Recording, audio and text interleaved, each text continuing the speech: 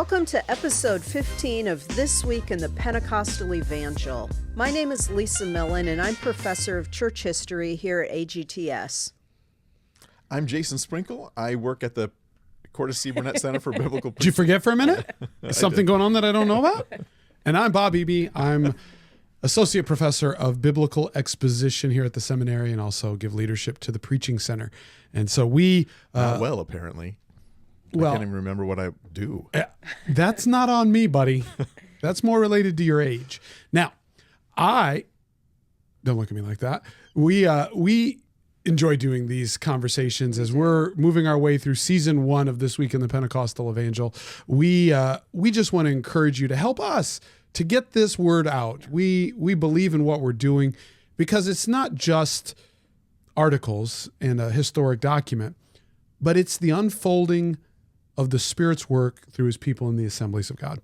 And we love talking about that. And so please like, share, subscribe, all of those things on all of your social media platforms, because there's other people out there that care about this history too, and you can help us to keep the dialogue going. Jason, what's standing out to you in this issue of the Pentecostal Evangel? So there are a number of things. This was a hefty edition. Yeah, Which edition is it?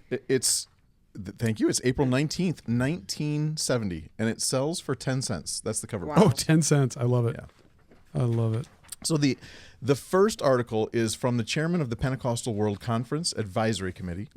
He is Percy Brewster, pastor of City Temple in Cardiff, Wales. And he's calling for unity, a sense of unity among Pentecostals worldwide. It was a fascinating article. It would be worth diving a little more deeply into than I have time for. But he says, halfway down the first column, or towards the end, we are learning to appreciate each other and to recognize each other's sincerity. We are coming to see that many of the things on which we apparently differ could, in reality, be supplementary and complementary to each other. God has set in the church a wide variety of ministries. And then he goes on. He talks about some evangelists that God is using around the world. And I found it fascinating. So he concludes that paragraph with, "For my part, I can see the wisdom and the power of God in all ministries which present the gospel with a certain sound." So he's taking this metaphor of sound from 1 Corinthians 14. And it's what's struck me is this constant call for unity of voice in purpose. And in our current divided age, where it seems like we are siloing and building walls against anyone we may differ with. Right. In 1970 is a voice calling for, hey, can we it's that old Moravian idea, right? In essentials, unity. Is that Moravian? You would know. Lots of people. Yeah. Okay. The Restoration Movement disciples. In essentials, first, unity. right? Non-essentials, liberty. In all things, charity. Yeah. Look at you. You pulled it out.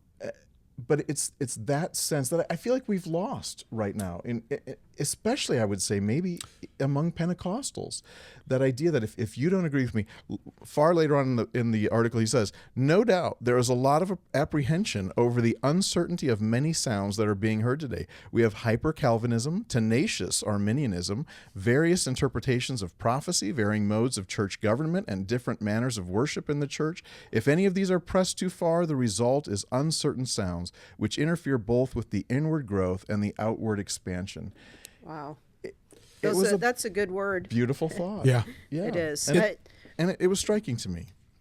We talk a lot about that, right, in world Christianity and church history too, about when we talk about the Reformation and what happens following the Reformation, Sure. right, and the great fracturing that occurs, and now it's just moved really exponentially. Yeah.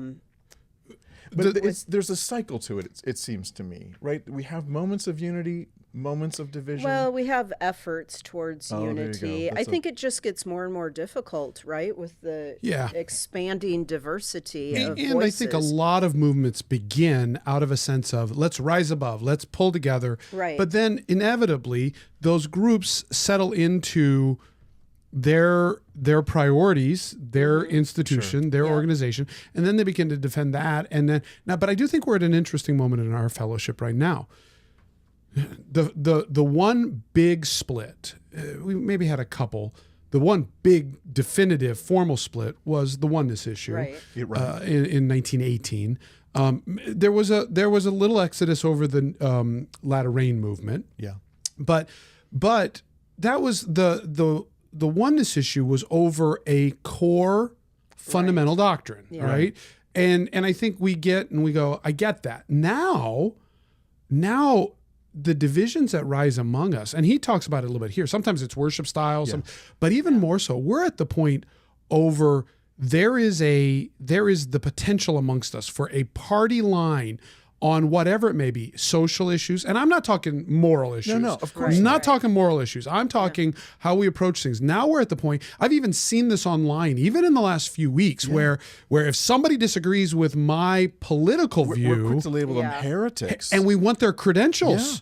I mean, full on, they should lose their job. They should get And kicked it out of the is- fellowship. And we're It not is- talking if about you don't agree doctrinal with me issues. on really what is a non-essential issue. But now that non-essential cultural issue has been elevated to a credential, a fellowship, a salvation issue. so true. And so I will tell you again, I love Percy Brewster's heart. I don't know that we heard it. Agreed. And I think that's what struck me about this article. Another couple of things I'd like to mention if we have time. Oh, you just Sure, make your own go ahead. agenda, dude. It struck me in 1970, April of 1970, we're still putting in the Sunday school lessons in the weekly evangel. Oh. Isn't that I don't amazing? know when the Sunday school department starts selling curriculum, right? As Well, I think they're already selling making curriculum. money. Okay, but I found it fascinating that we have the lesson still in the weekly evangel. Right. And I don't know why that jumped out to me as so interesting. But then one other thing I'll mention, I want to talk about, this is a classic preacher move, right? Yeah. I'm now going to say what I don't have time to say. What I want to talk about are the buildings going up at our Bible colleges Oh, around right. the country, Yeah, but yeah. I'm Yeah. not going to Oh talk yeah, you about clearly that. are not going to talk about I'm not going the to talk E.S. about Williams Chapel. Yeah, it's happening on page 30 of this edition of the Yep. Evangel. I'm not going to talk about that. No, thank goodness, because we'd run out of time. On page 27, and these are famous revivals, right? Oh, yeah, that 1970. was so interesting. The Asbury College, the revival starts again at Asbury College. And I think this jumped out to me because we've recently had some revival movement at, Yeah, we at have. Asbury. But what struck me was the students from Asbury go and speak at Wheaton. They go and speak at AG Bible colleges in California, around the country, and they're spreading that message of revival. And I thought, I wonder if revival happened at Asbury today, would Evangel welcome those students to speak to the student body? I don't know. I don't know that it was it happened, but I found it fascinating that revival was spreading through students. That's not unique in No. world history, but Yeah. that across denominational lines, Well, there was a think of- movement to seek God together, and that it I think struck that's me true. as a beautiful I moment. think it's true though. Like some of our students, right, went to That's very true. Asbury They did. in their latest revival. So I think, and we all know that that's how revival spreads. I mean, when we think Yeah, about it's true. Toronto and Pensacola and the connections there, and people go to visit, right, and to Right. bring that home. And Azusa Street. I mean, this. These connections that happen throughout the world. It's a network. But the list of colleges involved in revival is incredible. I'll read them. It's fascinating, right? Yeah. You've got Taylor University, Pasadena College, Bethel College, Indiana, Bethel College, Minnesota, Olivet Nazarene College in Illinois, close to where I pastored, Bernard College, Malone College, Roberts Wesleyan, New Springs Arbor, Fort Wayne Bible College, Oral Roberts University, Georgetown, Eastern Mennonite. Still, Yeah, they're spreading all over the country. right. 1970, we are also in the early phases of the charismatic renewal. That's right. We are. And so you see that lot's the happening. Mennonites, the Roman Catholics. the Roman Catholics. Yeah, it's very interesting. And it says that we've got revival going on at Evangel and CBC. No, I want to point out You that wanna is point not out. the order in the article. Central Bible College Yeah. is mentioned before Evangel University. is. This And is even true. though I work for Evangel University, I would say CBC is still first in my heart. Did I just lose my job? No, you didn't. You didn't. I mean, Well, we don't CBC, technically know. right? He might have. He might have. Yeah, but One more thing. Can I okay, say one more Oh, thing. for Go ahead. crying out Go ahead, loud. Jason. Does it ever end with you? So this is something I remember about the Evangel every year, and it started in 1970. So new for the spring, a 1970 outreach edition. Yeah, for the the outreach first time was edition. going to be published in the Pentecostal Evangel. Oh. And there was always, through all of these other editions that we've looked at, you notice there's a constant. There's almost always an article that it lays out the plan of salvation. Yes, Whether it's absolutely. a testimony or Sometimes or it some went sort to of where a they had an sermon. inset, Yeah. little Oh, ABCs. often. But Right. now in 1970, they're doing an edition of the Evangel with the intent that people will take it and pass it to their Well, friends. and it's meant to be an evangelistic yeah. mode, right? It's in the name. Yeah, a tool of evangelism, right? Yeah. So I was, there's so much in here, right? It really was a great edition. It is focusing on the CAs, again, the Christ ambassadors, the youth, and the emphasis, I think, in this article or in this whole edition is the importance of our youth, right? yeah. That they are an important part of not only are they important, they are where we put all of our hopes, right? In A lot the of youth. resources, A lot absolutely. of resources into our youth. And a lot of expectation about what our youth can do, what they great. can bring to the movement, and what they can bring to the kingdom, right? And we talked about that a little bit last time. And I think also and we talked about this on the last one too, about the threats to our youth. Yeah. When we talked about the threats at a secular campus, here we're looking at threats in culture, And right?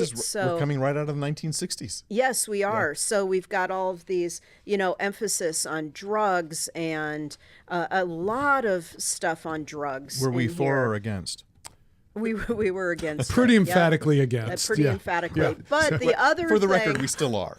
we still are. Yes, we Just to still be clear, are. so we all Yes. don't lose our jobs. But the other thing that was brought up a couple of times in here is the topic of sex education in public schools, and At least twice in this At edition. least twice. Yep. Yep. So the editorial comment is about teaching sex at school, and basically their complaint is that it's too much information Yeah. given too early. It's too frank. It's given in mixed company, and it's devoid of morals. They actually didn't have a problem with it being. I don't No. think they didn't have a problem with it being taught in the school. No, not at all. And actually. that's the thing is, it gets brought up again. Then at the end here, I got to find that article in the letters to the editor. In the letters to the editor, where someone else brings up about page 26. sex education debated. And it's interesting because people are coming out and saying, hey, we need sex education in our schools. This needs to be provided. I was a little surprised that they published letters very much in Yes. support and also very much I was against. too, right? Like coming back and responding to that was a fine article entitled "What About Sex Education?" But then someone else comes and says, I found this article misleading and illogical. And so I appreciated, right, that we were willing in the Evangel to publish opposing views. Yes. And then there's another article in here following it and saying, we just need responsible sex education in our schools. And what was interesting, so the author of that letter was against the article. And then the editor's note says, Dr. Baker is professor of family life and chairman of home economics at Central Washington State College. He attached to his letter an enlightening paper he wrote entitled Rising Furor Over Sex Education. His 10-page paper, it was too long to reprint for them. Yeah. But they were referencing something that was actually opposed to the article they had written. Yeah, I just I found really that fascinating. appreciated that, right? Yeah. The acknowledgement that these issues are so complex, right? They're not so black and white as we would like them to be. Again, I feel like we've lost that sensibility. Everything is very black and white, but this is 1970. Right. And they have a nuanced appreciation for opposing viewpoints. They do. Yeah. The other thing I want to bring up is... Oh, you get to bring up multiple things? You did. Oh, You- did I? you brought- I don't recall. You did. A couple of times in here we get the mention of Spirit-filled Catholics. So this is, leaning into the Catholic charismatic Yep. movement, Yep. right? Right at its beginning, I think. Yeah, and it's this person is writing in. They're studying at Columbia University, and they read the Pentecostal Evangel. And at the Union Seminary Library, and they find it interesting, and they say, "I'm a Spirit-filled Roman Catholic," and they include $2 for subscription. And then in the back, on page 29, in Harriet, South Dakota. So I have relatives that hail from Harriet, South funny. Dakota. Tiny town. And yet, for one thing here, the local Assembly of God. That's the other thing that we're losing is for our small towns That's a great point. that to have a local Assembly of God. But they have an evangelist there. And they rent out the auditorium at the high school, and the speakers include representatives of Teen Challenge and a Roman Catholic sister. Wow. Wow. And I'm like, oh, I would have loved to have I'm been stunned there. by that. That would have been so fascinating. My, Okay, and my then, dad wasn't in that church. My dad wouldn't have been abiding that. I'll tell you that. So, okay, and then one more thing. Yeah, Well, take your time. yeah, I'll just sit here. Okay, you just sit there. So on page 31, two things I want to note. One is Northwest College. AG students engage in a youth crusade. So Northwest, that's my alma mater. That's where I graduated from. But Is that an AG school? It is an AG school. And they talk about Dwayne Turner. So he was a faculty member, and he was my professor, Brother Turner. So So now you attended in the 70s, right? Is that wrong? no, that was wrong, Bob. Oh, sorry. Yeah, I'd like to say I wasn't alive in the 70s. Lisa wasn't but I was. even able, but you weren't old enough to be part of the I wasn't CAs, old though. enough to read yet, but I was 3 in 1970, so you can do the math there. And the other thing is right above that is the Assemblies of God executive officers meeting with the black students. And saying at CBC and Evangel and saying, how can we help serve you better here? And the needs of the black community in America. And I really appreciate that, the article and the It was a picture. great article, yeah. So, all right, Bob, whatever's left. Well, I mean, it's a hefty. We're almost 18 minutes into this conversation, so I have realized that I'm ultimately here to just be eye candy. That's what I am. I don't contribute content. I'm just here to be eye candy on We set. are so in trouble. Yeah, Some of this may need to be edited. Really? You think? I don't know. I don't know.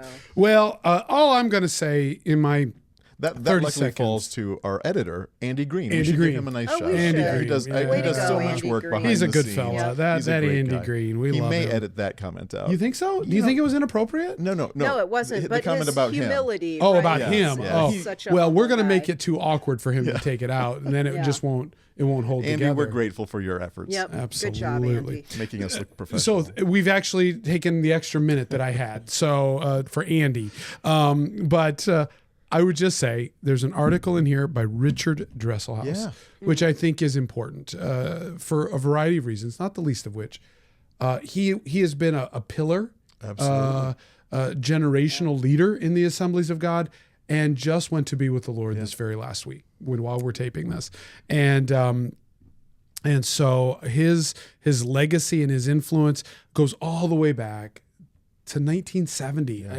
We're talking about 56 years ago. He's writing these articles. He was pastoring in St. Paul, St. Paul, Minnesota. That's not where I think most of us think of Richard Dresselhaus I didn't being. know he had ever been in Minnesota. Yeah. He writes this real interesting article. So we're coming out of the 60s. We're coming out of the age of hippies and the sexual revolution and all of the things that have happened in our country. And he's answering the question, what's happening to our youth? And in the article, I mean, it's very much set within its time frame, and he's writing from his framework. But I will also tell you, if you go back 56 years ago and ask a pastor in the Assemblies of God to address that question, what is happening to our youth? In its context, I thought this was remarkably thoughtful, and researched and fair. He is at one point saying, Which I think is how you would think of Richard Russell. yeah, that moderating influence, right? Think about this, and it's not that he says we're not going to give them a blank. A blank check to go do what they want and excuse their behavior if it's sinful. We're not doing that.